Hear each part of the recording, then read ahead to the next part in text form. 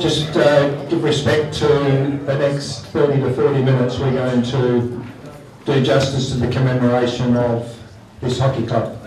And we're going to shut down the sales of the jumpers and shut down the raffle while we're doing that. Don't shut the bar down. Apparently the bar's staying open, so it's popular. So, look, thank you so much. And as Al, when I welcomed you, said was to commemorate 70 years of this hockey club. What I'd like to do is take you back a year before that started and share a story about two 13-year-old mates who I think probably more than any current or past 13-year-olds took some actions that I think are braver than most 13-year-olds could and had more of an impact than they would ever have imagined. These were 13-year-old mates back in 1955. They lived in Applecross. And they were challenged by a dilemma, not because they lived in Applecross, but it was partly to do with that, because to play hockey, these two 13-year-old mates had to catch buses to the Kent Street area and play under the banner of the Suburban Hockey Club. That's a real dilemma. Their dilemma increased when they kept asking their mates from Applecross Senior High School to come and join them. None of them would, because of the challenges of getting there. And their dilemma increased even more, and one of them said, well, if there was a local club, I'd play. So during 1955 hockey season, they carried that dilemma, and then with the help of a couple of adults, they did something that I think is quite remarkable. These two 13-year-olds' names were David Spittler and Rod Dalton. And David called on his father, Don Spittler, to assist. And at the end of that year, they were driven to the annual general meeting of the WA Hockey Association.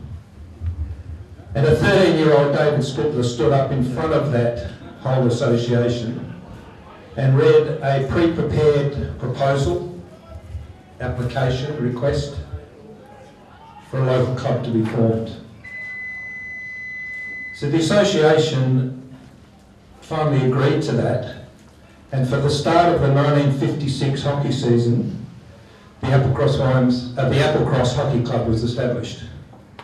Now these two boys, David and Rod, then gathered 13 other mates and siblings, and those 15 boys became the inaugural and therefore foundation members of our hockey club.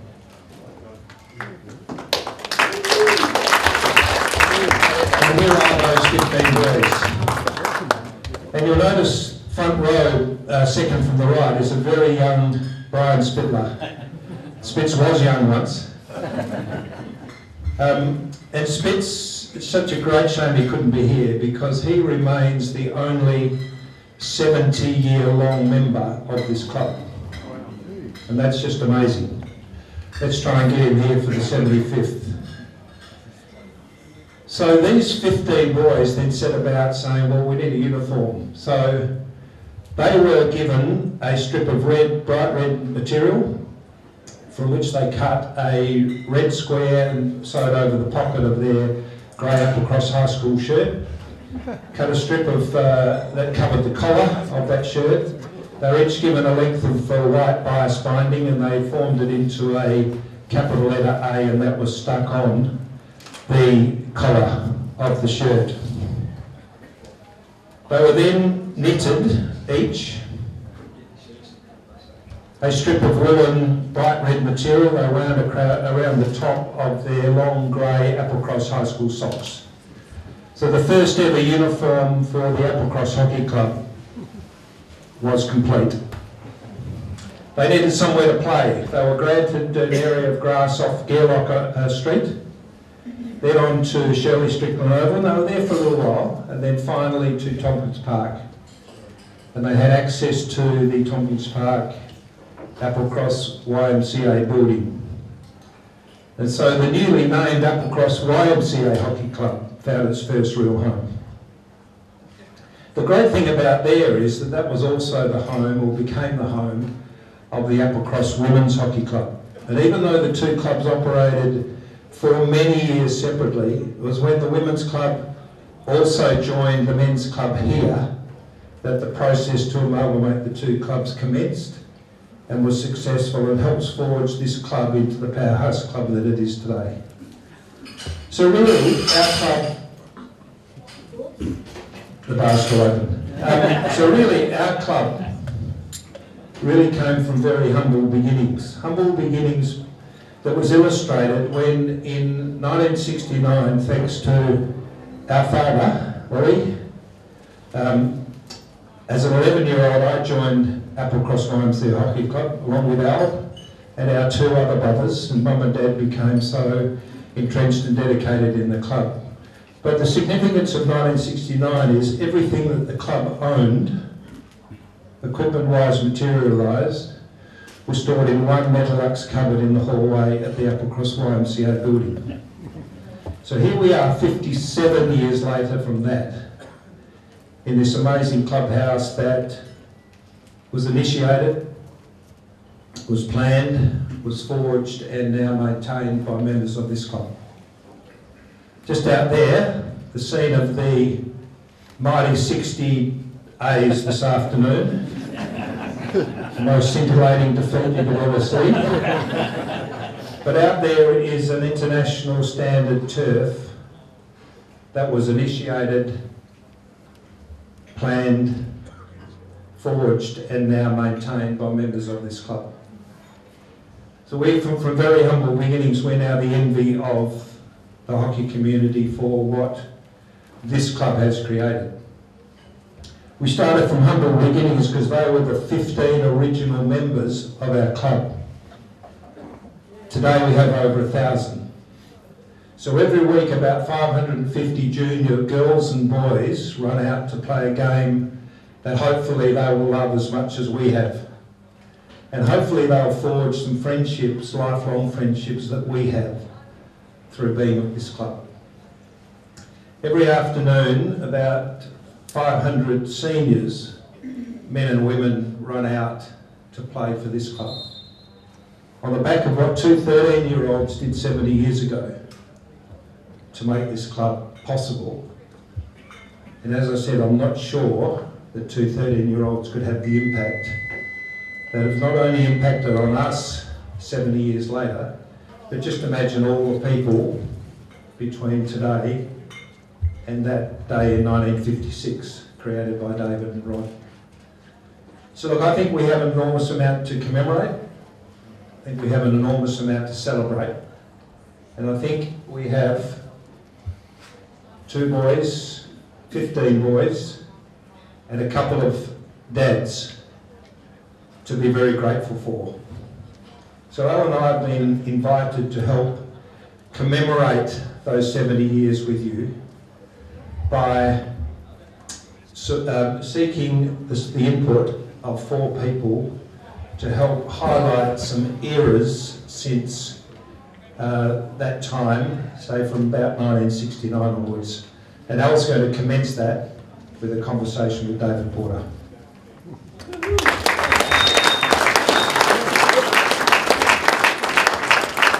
Can you hear me, boys? Yeah. Sound check. Ports was our first division goalkeeper in our inaugural year in first division, and you can see Ports up there. He's looking very similar to what you are now. So 20 years from the founding of the club, we made first division. Whip was 18, I was 20, and you were 23, Ports. Yeah. Bloody hell, it's a long time ago. I'd like to invite, there's a few players here who were in that team. I'd just like to invite them to stand up. Waldo? Patrick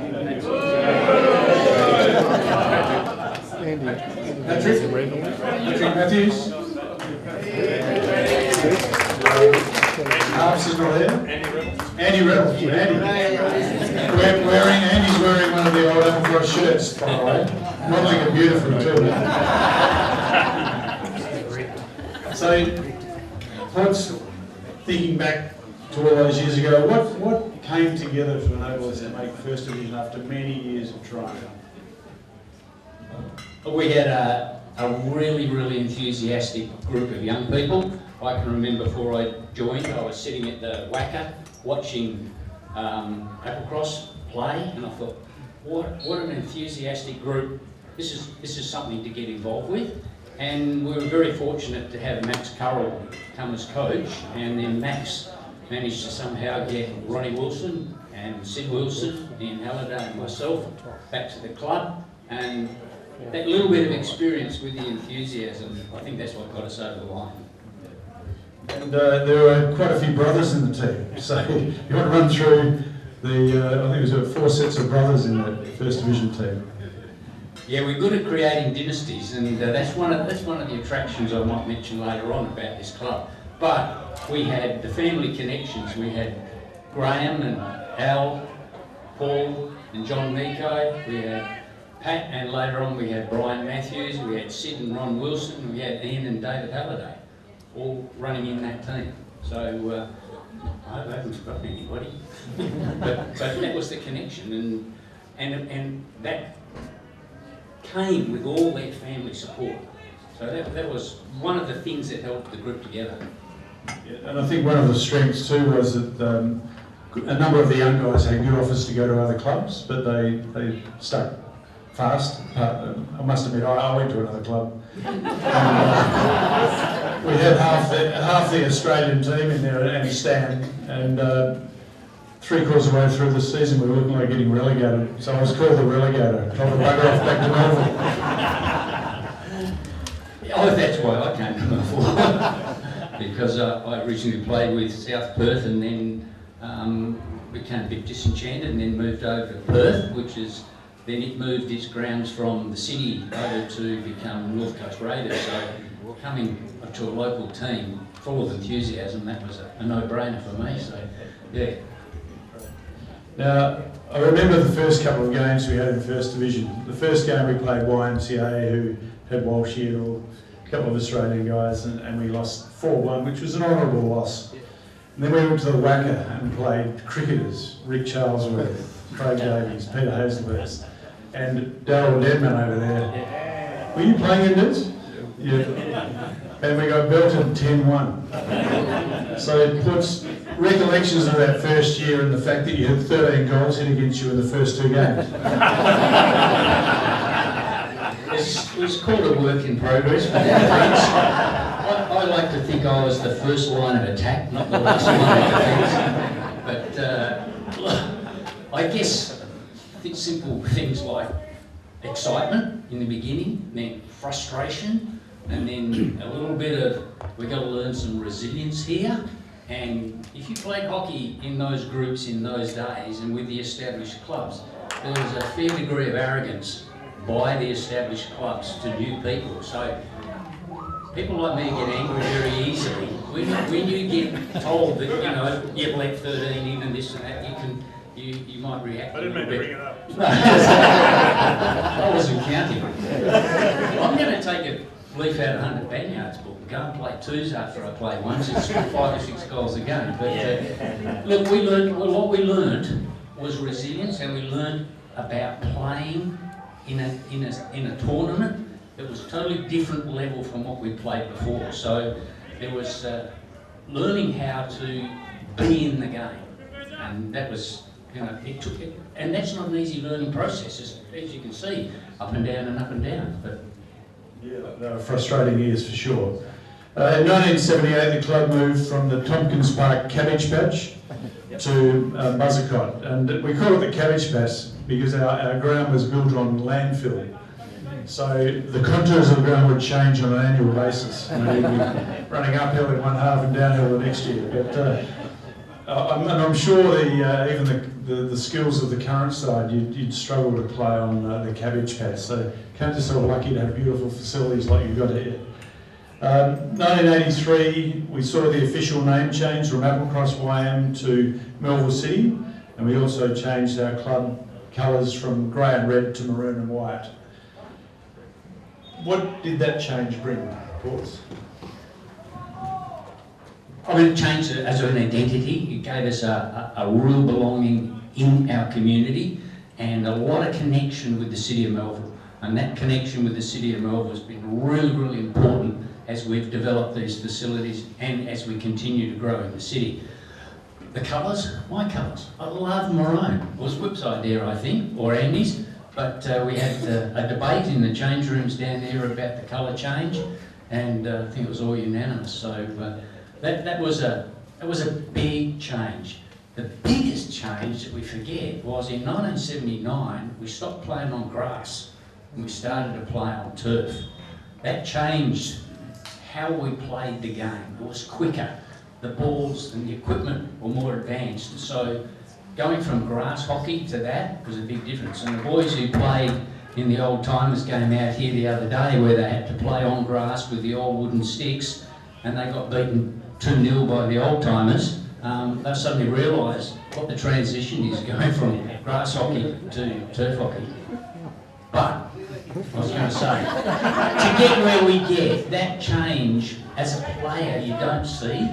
You go out and play hockey, you don't recognise the Wally Mikos and the Keith Timmels and all these guys, Barry Hancock, they're all sitting in the back, strategising, working out how the club is funded and developed. And it's an irony to look up there and see Melville Motors was our first sponsor, and I know the company might have changed, but we've still got a Melville Toyota as our sponsor. And yeah, look, I agree. Wonderful years with Ross Halliday and Wold and KT, Pico, Max Reynolds, Bill Ford, and obviously the Ronnie Wilson, Max Carroll area in terms of coaching. So that really set the club up on a good basis. And I must admit, always run on a business sort of basis, and I think that's where Dave Timmels really carried things on well in recent years, in our halcyon years. That's enough for you, Ports. I'm going to hand back to Wick. Well, if I can, do I sit up? Actually, you were taller sitting down.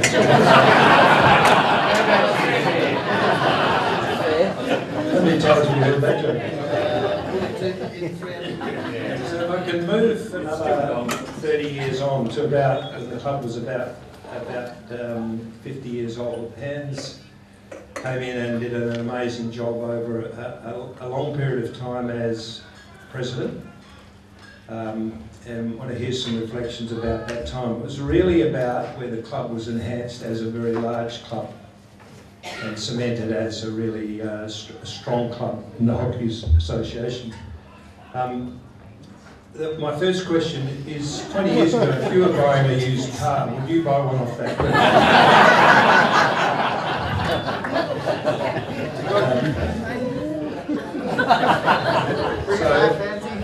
So Hans, your role in bringing the club together and really enhancing it as a powerhouse, just share some thoughts about what the strategy was and what the key actions to do that. Thanks, Wick.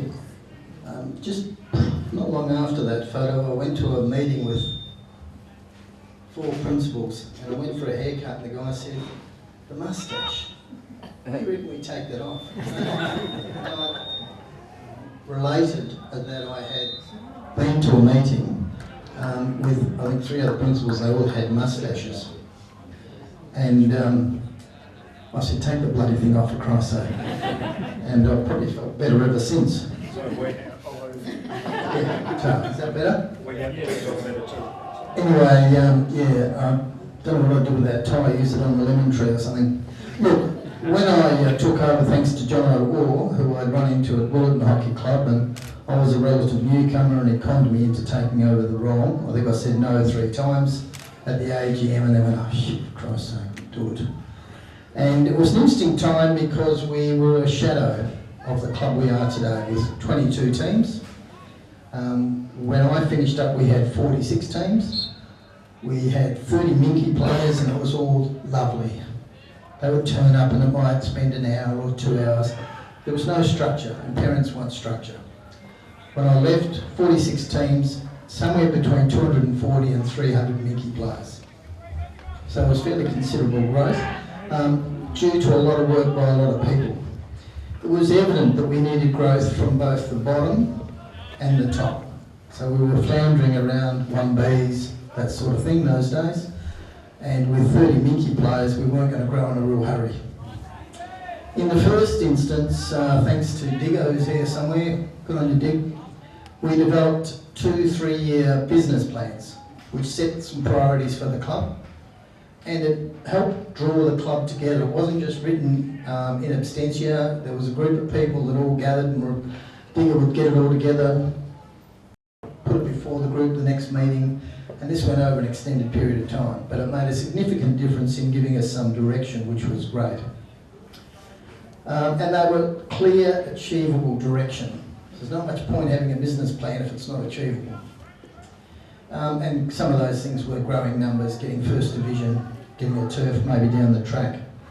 Secondly, in building Minky and junior numbers, we canvassed dozens, nearly every school in the city of Melville.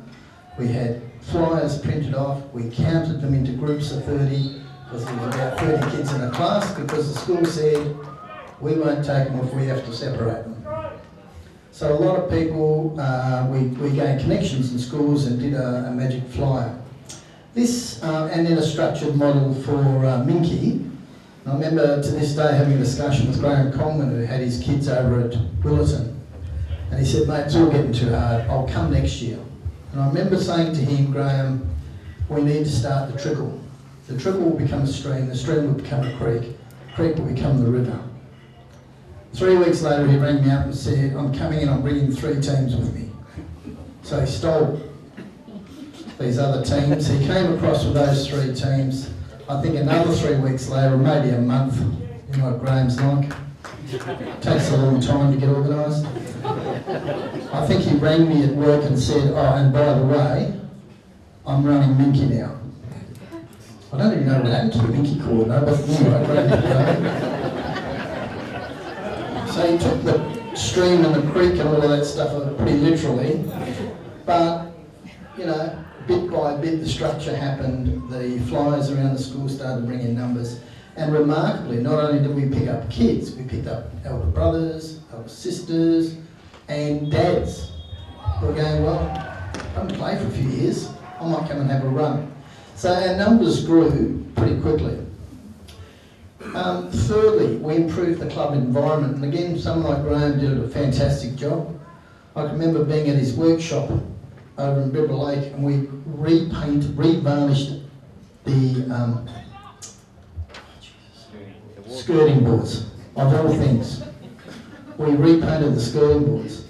Those couple of tables out there with the stools were built by Graham, and they were in our first clubhouse down here. We changed the bar. Steve, I think you got us the oven for the kitchen, bloody great big thing, and we started our first meals there on a Thursday night. We would bring in big sections of lasagnas, pre-cooked, and you just had to heat them. So it was a great contribution by a number of people there. We improved the indoor furniture, established a barbecue area, did sausage sizzles. The covered patio, I'd forgotten about that until I saw the couple of photos tonight. How quickly we forget. And Graham said, we need some outdoor furniture, can I have some money? Because we weren't flush. Next thing I know, he goes down to Bunnings, he comes back with 4 tables and 24 chairs or something, plastic chairs. And we set them down on the concrete outside there. He said, oh, I've got some umbrellas. Would you believe it? That week, Bunnings was selling beach umbrellas in what colours? Maroon and white. I have never seen a maroon and white beach umbrella. So all of a sudden, we had these plastic tables, we've got the beach umbrellas in there, and people playing in the back field went, shit, what's happening over there? They must have a bar. And teams used to bring their own eskies and so on, which we didn't do too lightly. And I think in the first year we improved the bar takings by about $11,000. Now for a poor ass club, that was pretty good. So after improving the facilities, our fourth area was building player numbers in the seniors and eventually becoming a classic league. And I can remember you'd be promoted, relegated, promoted, relegated. And eventually we didn't get relegated. And I remember saying to the guys, we've just made club history. It's the first time ever you spent another year in First Division. And then the year after that I said, you've just created club history. This is the first time we've ever had 2 years in First Division. And then it was 3 years, and then it was 4 years. And now, if you ask anyone that's playing First Division, I think they would suggest that we've been there forever. Beautiful, talking forever. Thanks for being great fans about that. It's really appreciated. I couldn't help but think Hans is the perfect build for painting the skirting boards. Now Hans, no more heart jokes, I'm sorry. But look, exactly 20 years ago, 2006, exactly 50 years after the club started, we got the turf. So I'm just going to ask you a combination of a couple of questions. What went into that, the establishment of it? And then what's been the impact in your mind? I'll give you 2 minutes. Good luck with that. One of the things I wanted to acknowledge on the previous question, it's interesting that in our junior program, the current men's club coach was in our junior program. The current Thundersticks under-21s coach is now, the Thundersticks coach is one of our players as well, so that's Tim Gears and Ross Hall. So it's not a bad achievement. And what was your question? Oh. Look, early on in my presidency, Dave Ports came and saw me and said, hey, I want to talk to you about this concept we've got. We want to put a turf in. I've got a file that's that thick. I'll give it to you, and you can have a read. I went, mate, if you give me that file, nothing will ever happen, because I will not read it. Give me a couple of months to get established, and then we'll have a chat. So a couple of months later we had a bit of a chat, and we put out an expression of interest for members that would like to be involved. And you know, you do that sort of stuff. You cross your fingers and you go, so who am I going to have to go and tap on the shoulder? So I picked up a consulting engineer. I picked up Tom Rushton, who was a well-esteemed architect who had worked across schools, public domains. We picked up the financial controller for Mervac Finney. I suggested Dave Timmer needed to come to a meeting that I was holding on the following Tuesday, and he was in banking, so he had a few clues about money. Not a lot, but a few. We had Greg Riley had he ran advice for small business, which is essentially what we were setting up. Then I had a lady come and see me and said, look, I've got no skills, but I really want to be involved. So I'm happy to be a gopher. Well, let me tell you what these guys didn't want to do. They didn't want to go for things. They didn't want to have to mail this or drop that. And she was fantastic. A little hiccup while I've got Ports here. We've been going, how many years did we meet? 5 years, Dave? I think 5, 6 years.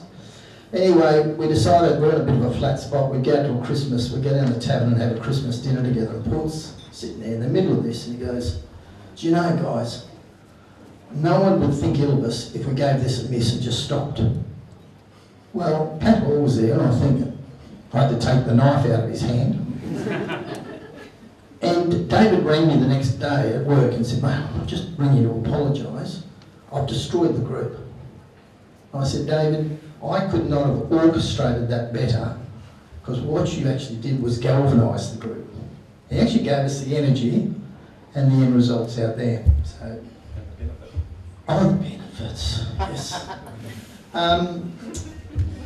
Sorry, just before I go on to the benefits, the other thing that we did was, it was important that we establish, you know, you've got to realise that we were a pretty second-tier club, really, at times. We were that mid-range, a bit above Calamunders and Canning.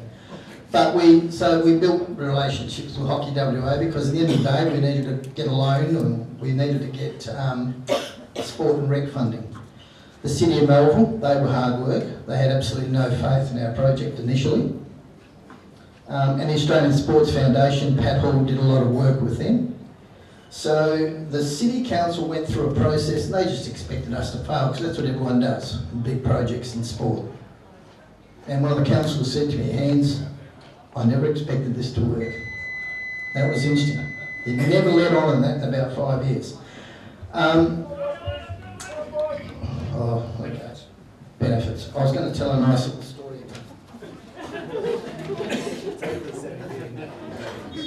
There's a few stories. It was great. I've got to tell this one. So when you're really working with government departments, they won't give you money easily. Okay? So we're all ready. Dave's got the builders organised. We're going to start the turf. Oh shit, we need some money.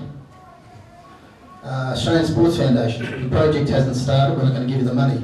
Government, sport and rec, the project hasn't started, we're not going to give you any money. City of Melbourne, the project hasn't started, we're not going to give you any money. So Ports goes to the builder and says, mate, can you do me a favour and give me a receipt? I can't remember how much the money was, Dave. It was like $100,000 or something. The guy goes, yeah, okay. Gives us a receipt for $100,000. So the next thing you know, City of Melbourne go, oh, great. Sport and rec go, no problems, we can release the money now. You've started the project, the Australian Sports Foundation said sport and rec are okay. City of Melbourne go, sport and rec said it's okay, let's go. So that one was worth telling, well done, Ports. Okay, since then, which one am I doing, Dave? Which one am I doing with? 30-second benefit. Well, the benefits are, when we first built it, the benefits are, Dave was here this morning, and the turf is now being used from 8 o'clock in the morning on a weekend until whatever, 9 or 10 o'clock tonight. When we first built the turf, we needed some money.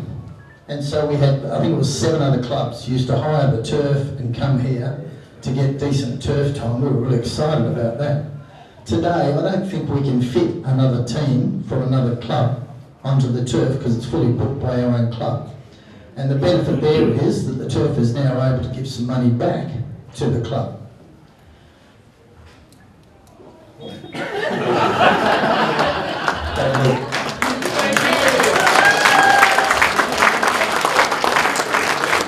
That's some applause already to say thanks to Hans Gears, not only for his very brief overview this evening, but for the amazing contribution he's made to this club. Thanks, Hans.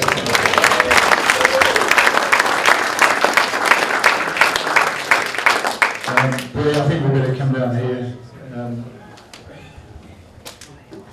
There's a very significant step for the club in 1998 when the men's and women's clubs amalgamated. Bree, how old were you? 5. Just wanted Hans to experience what a brief answer's like. So. Well said, Bree. Your family was very involved with the club. And Graham has played a significant role in particular in the establishment with Ports of this facility that we all enjoy now. But there's always been women involved, even when it was a men's club, the wives, the girlfriends, the mums, very involved in making it the club it was then. But having the women involved really took it to another level. Brett, can you sort of elaborate on that? Yeah, I think for me, I'm really lucky that I've kind of grown up with, juniors were small when I started, but it started to become big, and then seniors became big as well. And so there's always been women who have been around. When I've been around the club, I guess it wasn't always like that. And probably even to the last, it's probably been known in the last 10 years that it's truly become equal. Some people will remember the money spinner that sat out the front of the club that for years the women were putting $2 in to train a second time for the week.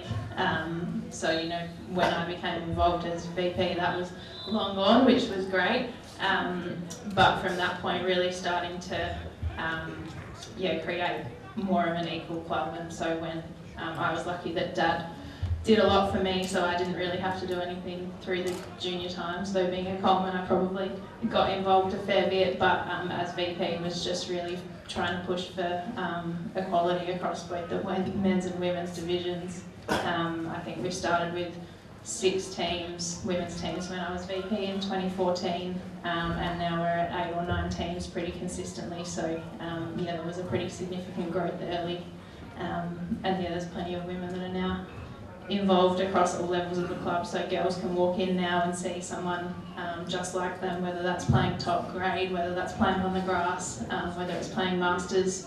Mums can come to Minky on Saturday and see that there's a team for them, so it's really great to see that across the club. In 2013, our women's side, coached by Blake Burrows and Steve Silby, Stan, well done, gained the club's first ever promotion to women's first division, and then remarkably in 2014 made the finals. Did they make the grand final?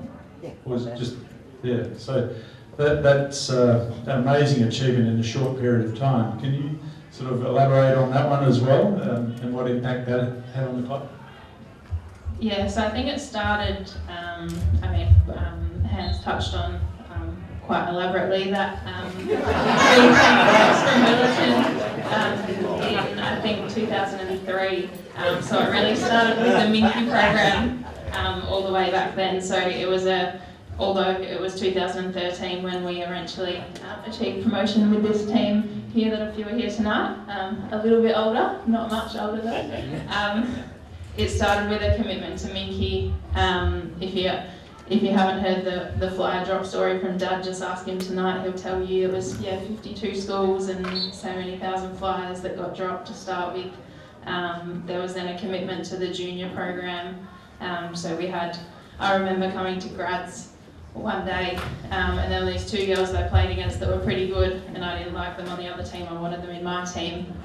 But the next week they were off playing under 11s, so we could make our first under 11 girls team. And I think we only had 2 junior girls teams at that point, and those girls were Megan and Kirsten Silby, so quite good players. I think both, well, it's changed now, but both were up there at the time. And then there was a commitment to A grade. So I was in under 15As. I was never really an A grade player through juniors, but I got thrown into this team because of somewhat lack of numbers at the time. And we realised as a club that to be the best we needed to play against the best and continue to grow. So we'd go out there on the weekend. I think it was Mother's Day actually. We went up to Joondalup. We played against Wolves and we lost 14-0. Katie Simons, Chloe Pendlebury were out there putting goals past us. Another day we played YM against Kyra and Erin Flynn. I think that was 8-0. And then we thought, oh, Rockingham, here we go, this will be a good game. But Casey and Courtney were out there. So we didn't really have much of a chance that year, but we knew that to become the best in seniors, we had to start somewhere in juniors. So yeah, we were the guinea pigs of that, and it continued to grow from there. And then a commitment to coaching. So we went through a change. I think I was in probably under 17s at that point, but we realised that we wanted top squad players coaching the A-grade junior teams, so then players could flow through with a nice transition. So that was another step that we took. And then probably jumping back a little bit, so I think 2006, 2007, I was very young, but I remember a conversation with Lee Jarvis in the old club rooms that we needed to commit to first grade. And so there was a talk of a merge with Willerton at that point, and I can't remember if we went to a vote. I was very young at that point. But we ended up deciding as a club that we didn't need to merge with Willerton. We had a lot of things in motion that we could do it ourselves. So from then, 2009, 2010, we kind of almost got there. 2011, we had a bit of a drop, and then 2012, we had Steph Andrews committed as coach, a really good team together.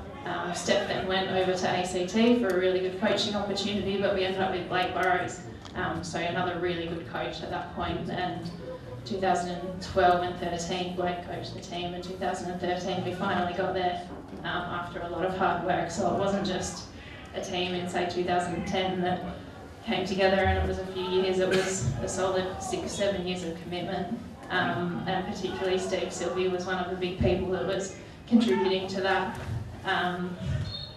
with every off season, and probably for the next 15 years after that, kind of talking to me as VP, and he'd give me probably 3 days from the end of the season and go, okay, who are we recruiting for next year? And that was ongoing. So yeah, it was a commitment from a lot of people over a significant period of time to finally get it. Sorry, that was a So I think West Coast Eagles need you to recruit. So, No, Carlton need me now. Carl. But Brie, I know that you're very proud of the expansion and development of the junior program, but you also must be very excited about the start here from our Div 1 girls. Sounds like it's out of the blocks and looking good for this year. Do you want to comment on that? Yeah, no, it is looking really good. I think for years they had a really good group come together, and then we were relegated, but the girls fought really hard again a few years ago and were promoted straight back, which is something actually pretty rare when you see teams relegated. It takes a few years, a few people leave, but everyone stuck together. And from there we've just continued to build, and I think under Jed, the girls have really formed a good bond, and are playing some really good hockey, and yeah, we're recruiting well, we've retained girls, and yeah, I'm really excited to see what they achieve this year and the years beyond that. So, just have a look at the impact of the women on this club, and you just have a look at the organisation tonight to see names like Janine Tate, Jodie Reynolds, Colleen Bentley, Maris Margetts, Catherine Timmel, Olive Marie Jan and Sue Clark, just to mention a few. So the women are a very significant part of this amalgamation, and it's certainly the club has gone from strength to strength. So Bree, thank you for your input there.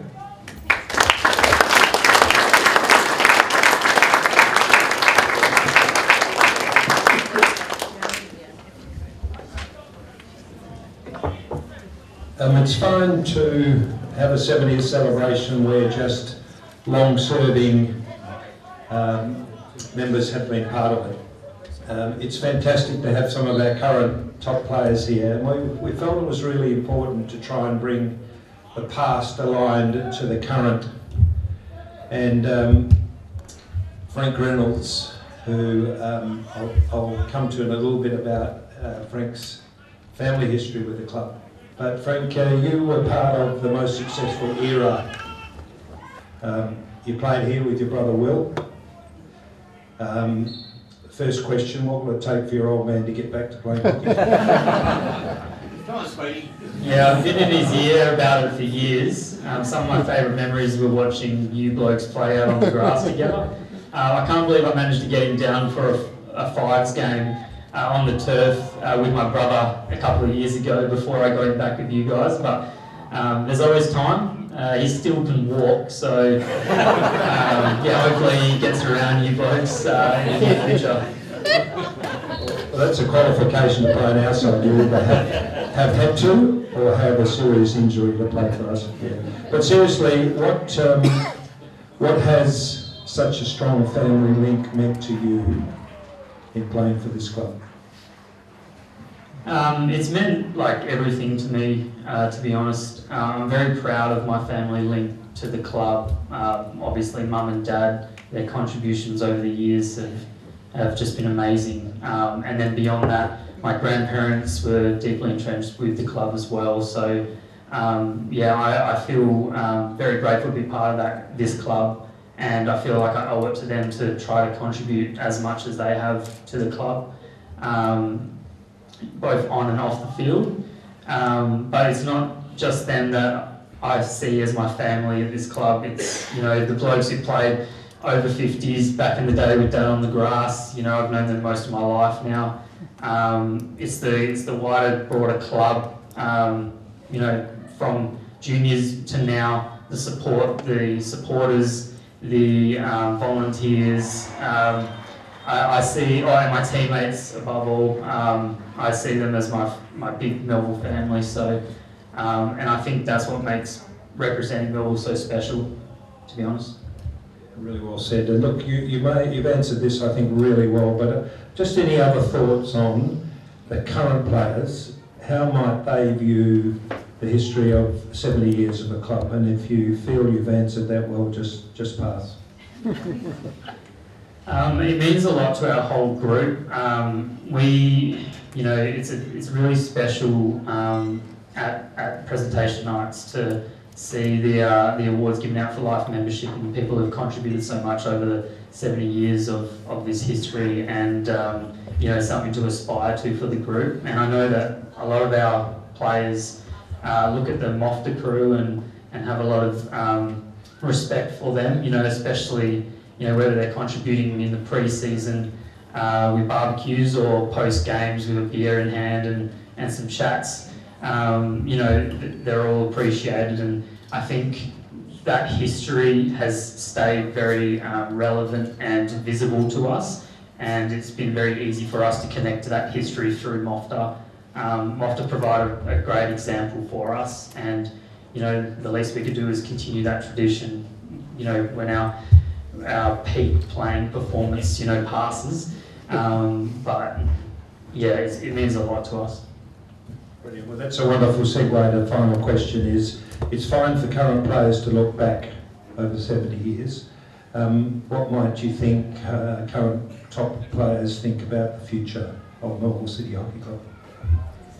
I think the general consensus is that it's looking positive. I mean, a lot of the boys are now having kids, and the crew just before us as well having kids, and it's really exciting. Even though not in the same way as it is being playing Premier League hockey, it's exciting what the next chapter will bring.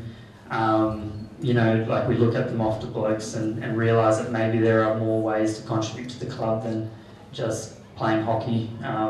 So that's something to aspire to, and hopefully we can nurture the next generation of kids to come through and do what you guys did for us, basically. Brilliant, thank you.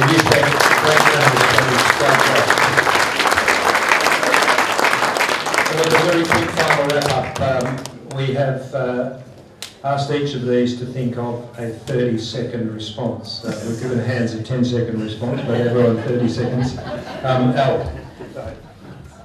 Perch, you've got 10 seconds. The question will take longer than that. Given our history, what do you think are the qualities or the characteristics that have this club is renowned for? You've just heard Frank probably explain it as family. Family connections, and the fact that if I asked grandparents to stand up with grandkids playing in this club, we'd probably have 4, 5, 6, 7, a dozen people, and the millions aren't here. And as Frank said, the top squad players are now having kids. The thing that I find is the top squad players whose kids are now playing in the grades are now coaching, and their families are entrenched in the club.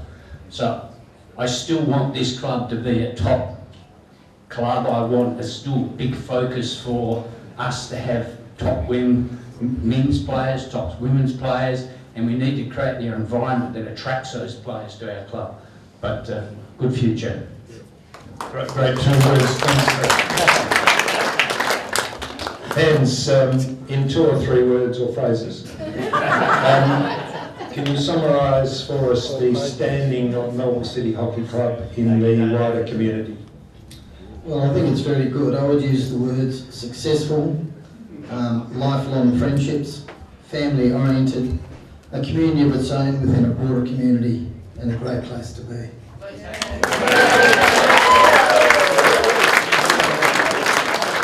Green, your question. You've got a young girl who's looking to join a hockey club. She's thinking about Aquinas. She's thinking about Fremantle. What would be the sales pitch for Melbourne? Fremantle's a tough one. I think hockey is so much more than a sport, and Melville is so much more than a club. I certainly wouldn't have as many friends if I didn't play hockey here, and yeah, it's just a really nice place to be. And Frank, you've done this so well, but just any message to younger players in the club about their link to the club, their link to the history of the club.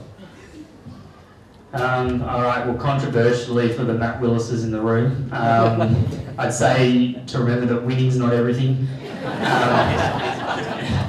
I think as long as you know what you're playing for and you have a reason for playing, for me, family and mates, if you play for them, then you can succeed without winning and being better than the other player. Yeah, that's it. Could you please share with Al and I in thanking Doug Porter, Hand Skiers, Brianna Rennie and Frank Reynolds.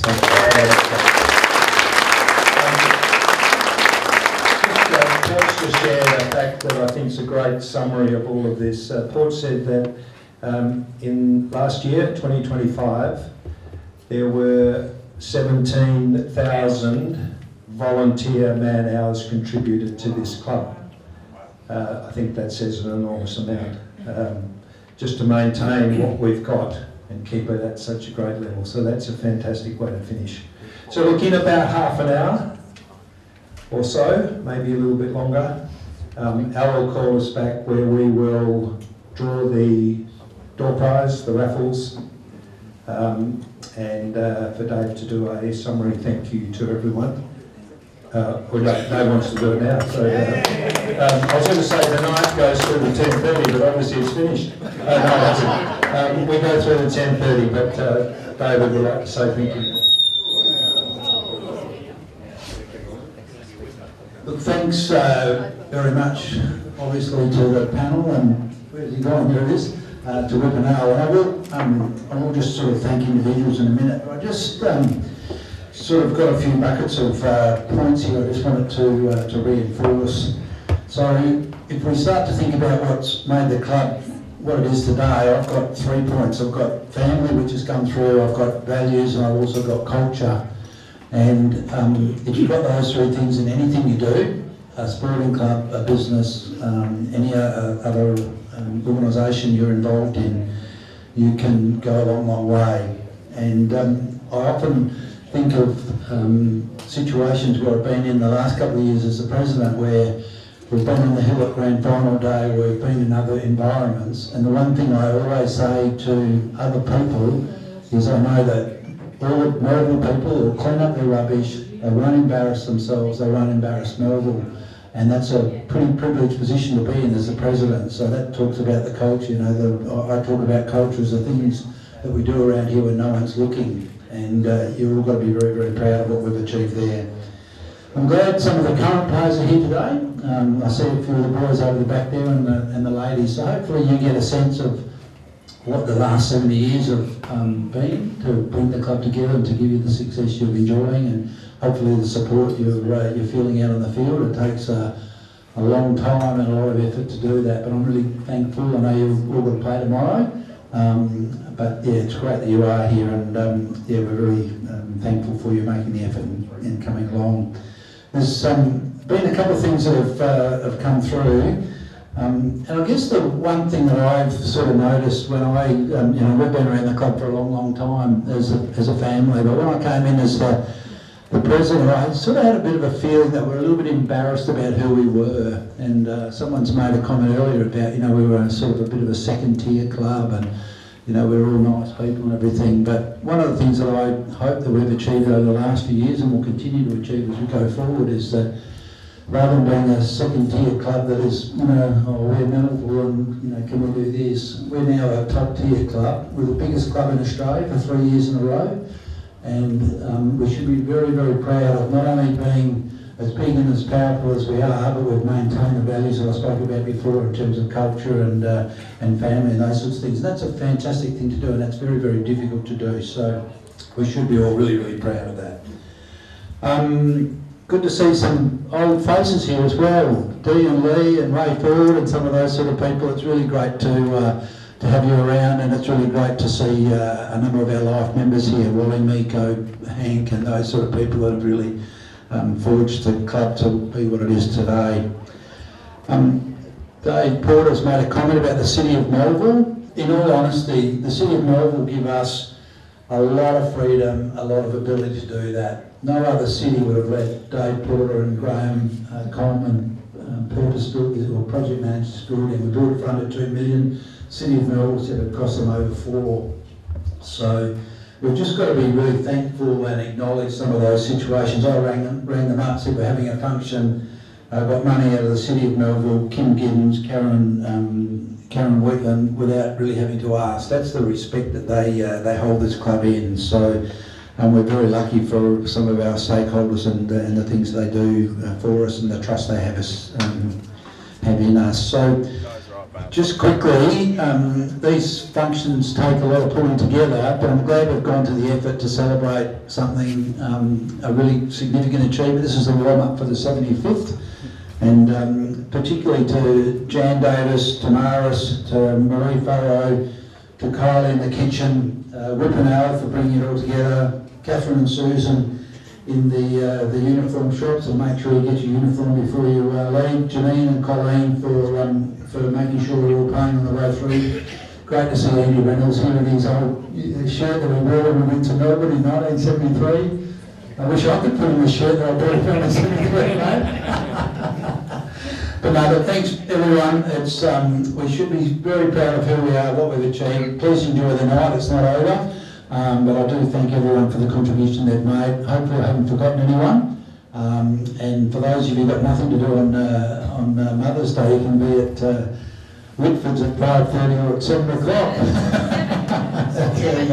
We've got still victories. So thanks very much. Please make sure you get your top, your limited edition. And again, thanks to Whip and Al, everyone, for making such a good evening. Thanks a lot.